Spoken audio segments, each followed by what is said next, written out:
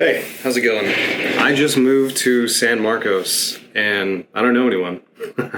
So I've been engaged in this process for a couple weeks now of trying to make new friends, and I thought it would be worthwhile for me to make the video to solidify what I've learned, because if you can't teach it, you don't really know it. But also, this information is valuable and I want to pass it on. The main reason why you need to learn how to make friends is because of the future we're going towards. There's this concept of cold tech or warm tech future, and in either case, we're going towards this high-tech society, but it's whether or not we will be cold socially or warm socially. Recently, Peter Thiel put out this statement where he said, the future is going to belong to the people who have high skills in the humanities. Basically, if you are able to communicate well, you'll be set. So a big reason why I moved out here was to pay for my tuition of having a high volume of young people that I can interact with. Where I was living before, it's just old people, it's sparse, and there's just no community. So I've taken it upon myself to get out here and try my very best to learn firsthand, hands-on, how to make friends. And today I want to talk to you about that.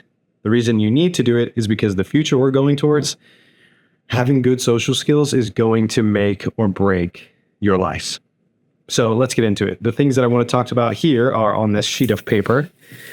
This is the first time I've used this setup, and it's like the first time I've ever done a talking head video on YouTube in this way. Been a long time since I've done one in general. So I'm going to refer back to this every now and then, but let's see if I can just do it in one shot. Minimal editing, first time video. We'll see if it even lands. And feel free to drop a comment. Of course, like it if you want more of this, because there's a lot to say. What's on this sheet of paper is really just like 9 points. There's a whole lifetime of studies that I know is going to go into it on my end. And so what I'm going to share with you here is really a summation of kind of the key points, the things that I've run into most frequently. So we covered why you should. I want to talk about who you should approach, how to approach them, how to actually communicate, and then how to further that relationship. And then at the end, I just want to give some closing thoughts.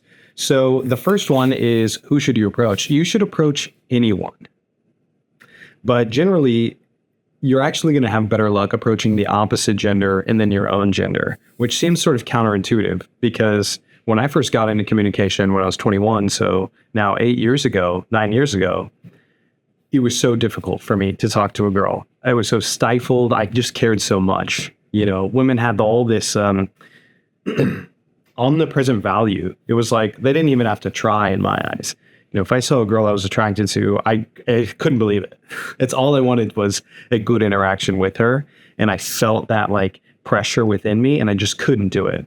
And now that I'm older, I'm just a bit more grounded in myself. I've had more experiences, and this will be a reach to the final point, which I'll talk about. So hopefully I remember to come back to this. But now that I'm older, it's just easier. And I have realized that it's actually much more simple to talk to the opposite sex than the one that you're a part of.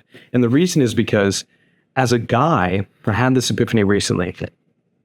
As a guy, like I said, I'm so stoked just to talk to a cool girl. She doesn't have to do anything. She doesn't have to try. She doesn't have to present herself in any certain way. If she's cool, I'm down. I'm so happy to meet her. And so I realized, oh, wait, it might be the same for girls. Girls may just enjoy meeting cool guys, except the difference is, in my experience, and I've heard from feedback, that for girls, it's actually much more rare and difficult to meet the cool guy than it is to meet the cool girl, right? And so when you present yourself in a great way, you are even more rare. She cares even more to meet you because you're just like one in a million sort of thing. Whereas to meet a cool girl, it seems to me, almost every girl I meet, I appreciate. But I don't appreciate every guy that I meet, right? It's like just the headspace is different. The attitude is different. And the outlook is different. The whole energetics are different. And so in line with that, when I do meet a guy, I'm very curious, what the fuck are you doing? What path are you on? What are your goals? Are you working towards them? Are they just like a smoke dream, pipe dream? What are you actually doing day to day?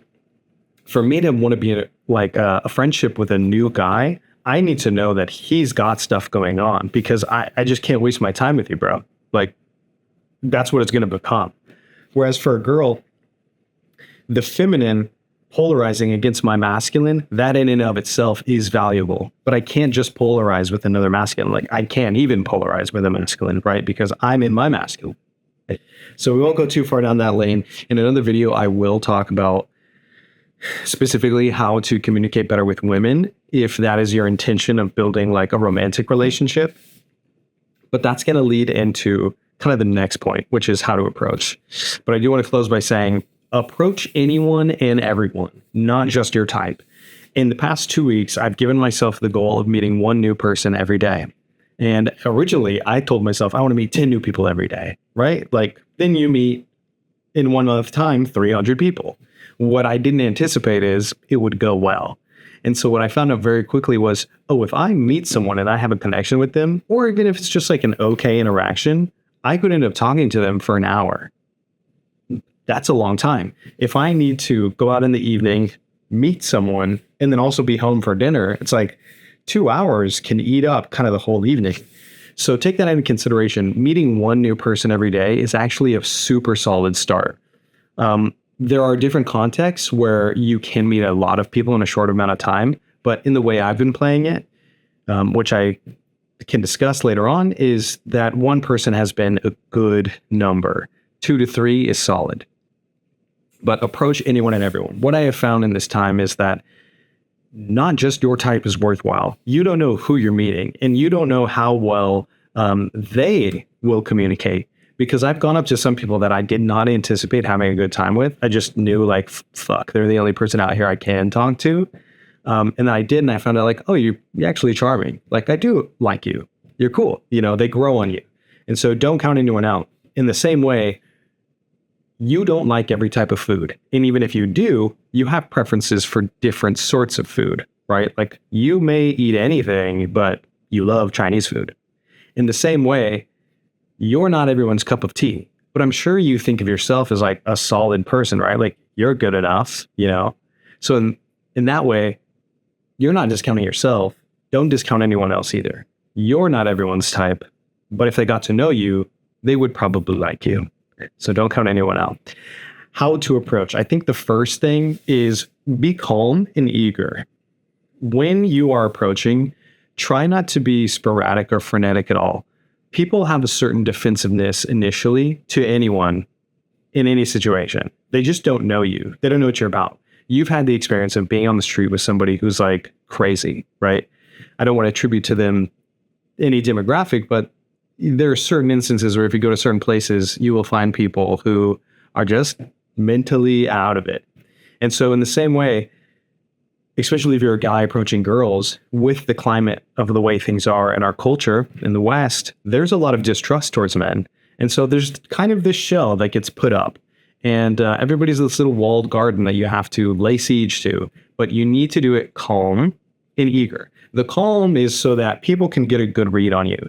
If I'm, I don't even know how to give the example. It's very much an energetic thing. But if I'm too chaotic energetically, the girl can't get a grip on me. But if you're calm, you're steady, you're grounded, you're even, then you're just like a clean signal versus the radio station where it's like you're driving to a new state and in that in-between zone, you get like a little bit of both and it's shaky.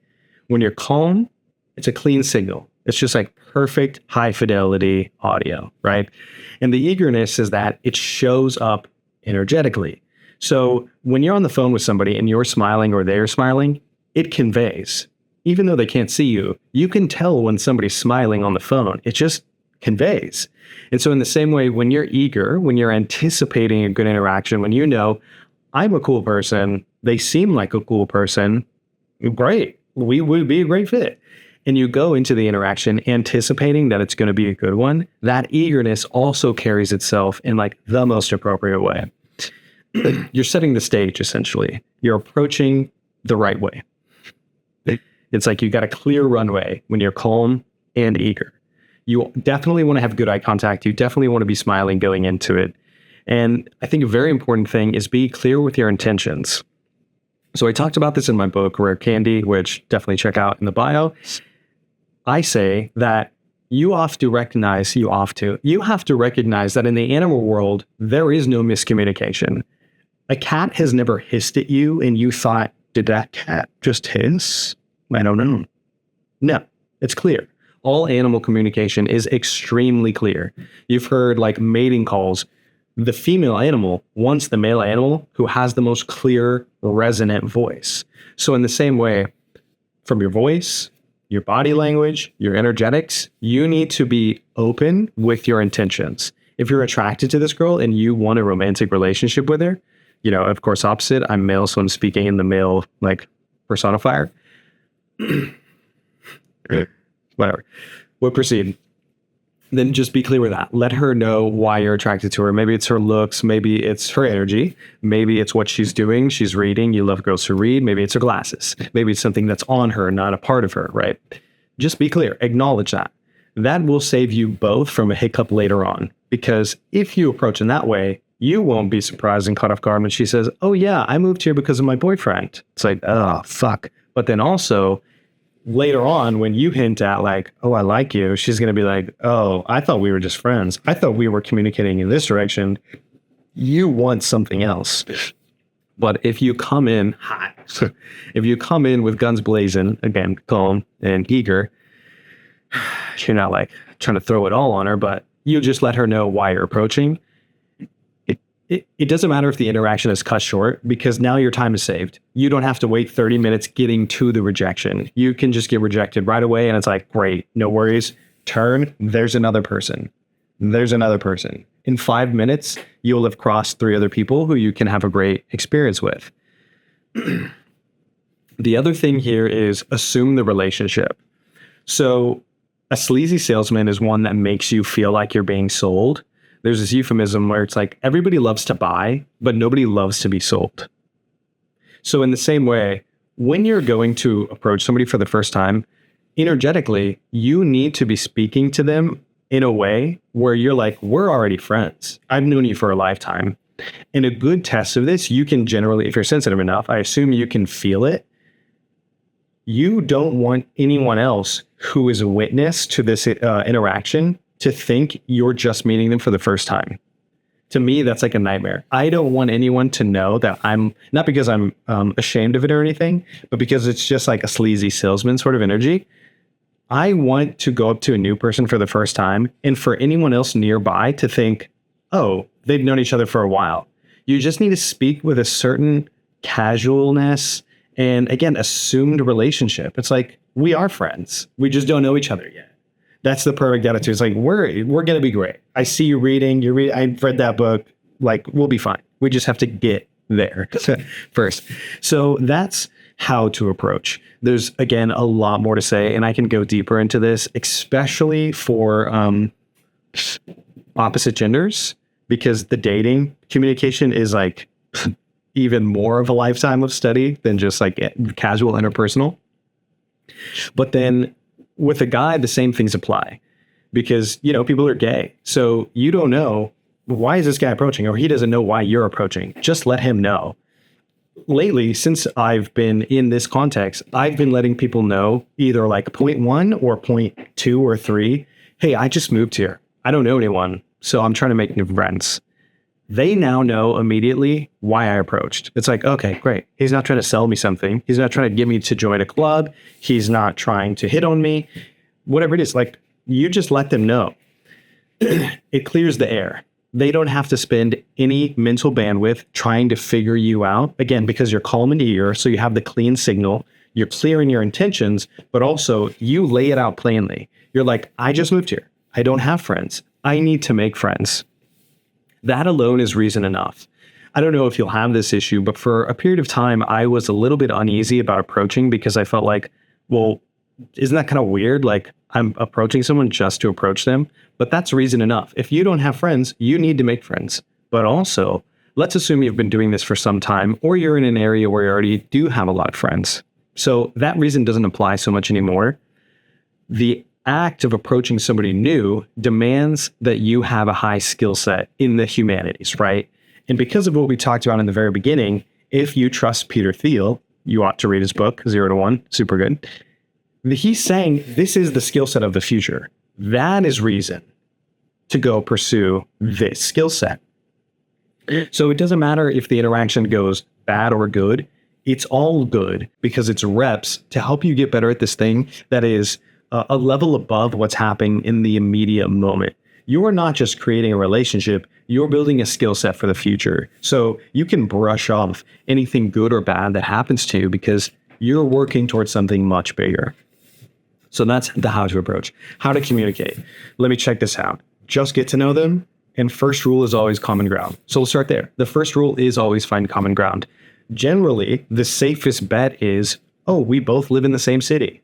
Do you like living here? Why do you live here? Do you want to stay here? I love it here. You can go from there. There's a million things. If somebody has a tattoo and it's a symbol of something, you'd be like, oh, is that like an animal you have? What is it? I guess it's trite. Some people don't like the question, but what does that tattoo mean? Or, oh, your hair is purple. It's like, why'd you dye your hair? There's a million things that you can talk to somebody about, but the general first rule is find common ground, because then the person knows, they're like me. We're the same. They're not a stranger anymore. They may be weird, but they're similar to me in this way. And that makes them comfortable enough usually to let the interaction continue. And then it's up to you to like really further things ahead. But the thing to actually communicate about though is like, who are they? You actually want to get to know them. Personally, I'm very particular about the people I want to spend time with. There are things that I've spent a lot of time on building up in my own life that it is an issue to me to let those things falter. So health is very important to me. I want to find people who care about health. One, because that pressure from my social group will keep me in line, right? If you're friends with a lot of fit people, you ain't getting fat, bud. Like, you're going to stay fit because they're all fit. Birds of a feather flock together. Show me your friends, I'll show you your future. So I want to surround myself with those people. So I'm looking for my tribe. But how to communicate? It's like, just ask questions. Just ask questions about them. People generally love to talk about themselves. And I like to pepper in really personal questions so that I'm like probing deeper and also able to gauge how comfortable the person is with me. Because if we stay on the surface level, I don't know how comfortable you are. But if I ask you a question about your childhood that's like a little hard to answer, and you do, then I know, okay, we're at a different level than when I approached in the beginning. And everyone's different. Some people have a different tolerance for how willing they are to communicate with anyone. Personally, I'm very comfortable. I'll just talk about it to anybody, better or worse. But it is a good way to gauge interest. Another way to gauge interest is if you don't tell someone your name, and in the middle of the conversation, they're like, wait, what's your name? That's a good tell, because then the person actually cares. They want to know who they're talking to. But if you go up and just start talking and never tell them your name and they never ask, you can kind of assume they don't really care. They're like, take it or leave it. They're fine if the interaction goes further or doesn't. There's a lot of indicators of interest, and I won't go into those now, but just keep in mind that you should also be kind of gauging where you stand with the other person as the interaction is going on, because that will give you a little bit of a compass for how to navigate things the further you go with them.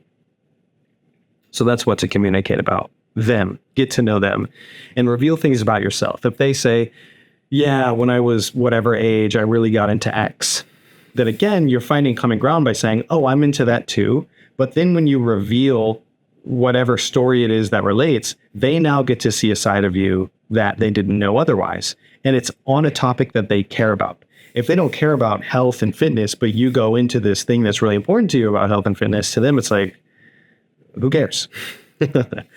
So the next thing is, how do you further that relationship? Generally, what's happening is when you're meeting somebody new for the first time, you're like calm and eager, right? So you're a little bit above. You're like, I'm good at this. I've been doing the social skills thing. I want to make friends. I've made friends with people already. Like, they're lucky to know me, right? Little bit of an arrogant attitude, because you should be somebody who has some value. And so let's say you start here and they're here. You are working them up. You're buttering them up. You make them feel good. Wax is a substance that is hard and brittle, but made soft and malleable through a little bit of warmth. So people are wax, and you're warming them up, and people have to hit a certain threshold before they care to continue the relationship. And a great way to gauge that is to not offer to stay connected. Because if the person doesn't care to ask when it's like time to leave, if they have to go, or if your time is up and you need to go have dinner or meet someone else, if they don't care to stay connected, then they really didn't care in the first place. And you don't want to ever pressure somebody to get their information. Generally, you should go for Instagram because it's impersonal, or Snapchat, I don't know, whatever people are using. But phone numbers are typically harder to get. If you try to pressure them for it, you're like, well, we should stay connected. Then it's like they already have this feeling of like distaste. So you don't want to be in a relationship with somebody who doesn't care for you. Now, there are instances where you do need to ask. Some people are very shy. Some people may be into you, but guess what? They just moved here a month ago, so they don't know anyone either. Or they've lived in a small town their whole life where they knew everyone, and now they're in a bigger town and they don't know anyone. And it's like, I don't know how to do this. Like, you're now leading, right? Even though you're just learning how to do this, you're new to the game. They're even less experienced. And so you kind of have to feel out. You have to be sensitive to people's moods and attitudes, desires. Does this person like me? Because if somebody's clearly into you, then you have an obligation to ask to stay connected. As you start to maybe get up, change posture, and like kind of reveal like, hey, I'm about to leave, and you're not picking up from them that they are about to ask you for your info, but they are into you, then you need to do it sometimes. But generally, a great barometer is to just like let it slide. And if they want to stay connected, great. Like, I would love to. If they don't, it's like, cool, good. I did, like, my time's precious. I don't want to spend energy trying to get to know someone or stay with somebody that doesn't really care for me. But here's the big thing. You want to have other stuff going on. So when I'm talking to new people, I'm letting them know, hey, I do this, this, this, this. You can put me in any role of your life that you want. If I'm the guy that you meet at the park to like exercise with, great. If I'm the guy that you want to go to live music events with, great. If you actually just feel like I'm easy to talk to and you want to hang out at the river again, great. If you're into me romantically, great. Like, I will let you decide. But at first, along the conversation, I'm going to put in these little notes of like, here's things I'm into. And you want to invite people into those things. You want to invite people into your life. You want them to continue on with you into something else. And that provides a context for getting the information. Because guess what? Oh, on the weekends, every weekend or every other weekend, I host board game nights. You know, you find out the person loves board game. It's like, let me get your info. I'll invite you. We have like 4 people. We like mystery games. Yeah. No. Okay. But if you just ask for their info, it's like, it can sometimes be a little too vague, a little too open, but people will withhold that. However, if you're inviting them to something, then it's like, yeah, I had to give him my number. I had to give the guy I just met my phone number because he invited me to this cool thing that I love. Yeah, it gives context for why you are sharing contact information. But it also conveys that you've got a life going on. You have things going on in your life. You're not just some loser that rots away in the bed and like chases girls all day or something. You're inviting them to something else. It's the next step. Ideally, actually, the next thing you invite them to could be going on that day. It's very useful to know stuff going on in your area because say you meet someone at 5 o'clock who's super awesome and you know of something going on at 7, you can say, well, hey, you know, you love this thing. I'm actually going to this later. And that creates a deeper bond because it's not just, oh, this guy I met at the river. It's he kind of even crazier. This guy I met at the river, we went to this music show after and yeah, got to be, I don't know, whatever the story ends up being. So yeah, those are the main things that I've come up against, the main lessons that have been like presenting themselves over and over. It's why would I approach? I've known this for a while, but it's good to let new people know who are kind of on the fence. It's like, look, you don't need a reason. The reasons are self-evident. The future is headed this direction. You also just need to know how to communicate with others, regardless of what job position you end up in. However the future turns out, communication is hugely important. Who should you approach? How to approach them? What to communicate about? How to do that? And then how to further the relationship. You just want to have stuff going on. Invite them to go hike. Invite them to meet your other friends. You know, as you're speaking to someone, you may find out like they're starving. They're starving for community. And some interactions you have will be very easy. Some interactions you have will be difficult. Truly, it will be difficult. I've experienced a huge gradient of interactions in just the 2 weeks that I've been doing this. So in closing, I want to say a couple of things here. And one of the biggest ones is be patient. you have to acknowledge that what's happening day to day is not what's happening on a broader timeline. Because if you go out in 2 days in a row, you have bad interactions, that can easily turn you off to this whole thing. And you abandon this amazing adventure of getting to know people and improving your skill set there because of a really short time frame. You have to broaden it. And the example I was giving to a friend earlier was like, think of The Sims. The Sims is really gratifying because it's not played in real time, like Animal Crossing maybe. In The Sims, you can sit down for 2 hours and just a whole month will go by. And if you put it up on enhanced speed, then you can fly through time. And so you're able to make progress with your sim because you're in this like God mode where time is not even an issue. But in life, time is very linear. It's very slow. And so when you have an experience that is lackluster, negative, doesn't feel worthwhile, it's very easy to get caught up in the feelings that arise from that and not recognize how much of a bigger time frame is like needed. So know that you're not in The Sims, know you're in real life, and be patient with yourself. You may fucking suck for 4 months. Can you accept that, knowing that at the end of those 4 months, you become someone who is so much better and has a much greater time, even engaging in this process is really, really important. The other 2 things, be kind. Be kind.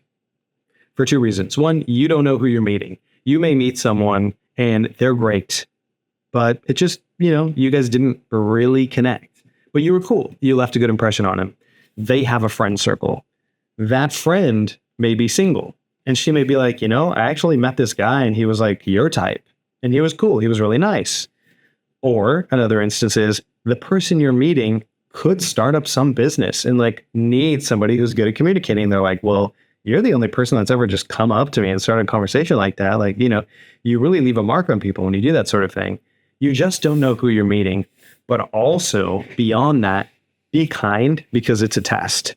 I've been rejected multiple times now, and it can be very easy to turn standoffish or turn cold, become bitter or even resentful just because the person isn't into you and they're kind of pushing you away.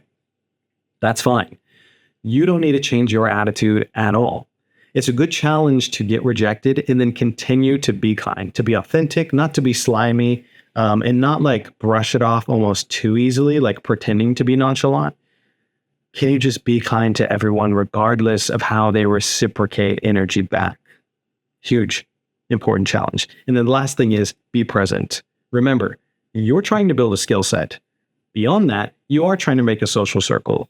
But each person you communicate with is like a boss battle. And you need to be present to be aware of the lessons that are happening. You need to be present to recognize patterns that are arising. Do you keep failing with certain types of people? Do you keep failing at certain points in the conversation? Do you keep failing when you bring certain things up? Do you keep failing because you keep joking, maybe too insensitively about things? You have to be present to recognize those sort of patterns. But also, your presence conveys energetically. If you're consumed mentally and thinking about other things, you're not that great. You lose a lot of warmth that people can pick up unless you're present and really here and giving them your attention, your energy. It's you're just much more warm. You're a good listener. Wow, you're really nice. And in all of that, a lot of times what can happen is people will interact with you and think okay, whatever, things don't go so great. But then they go home and they're like, wait a minute, I think it was actually kind of cool.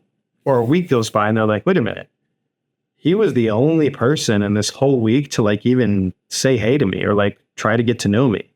So it can take time. Again, be patient. It can take time for somebody to recognize actually how much they did appreciate you. And then if they see you again, maybe you're just out on the town doing your thing, they can see you and be like, oh, hey, remember me? And then now suddenly they want to get to know you.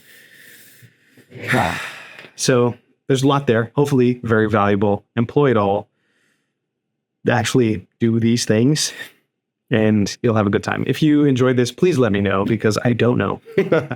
I want to do more of these sorts of videos. I think it is extremely valuable. And yeah, I just wish you the best. Hopefully, see you soon. Peace.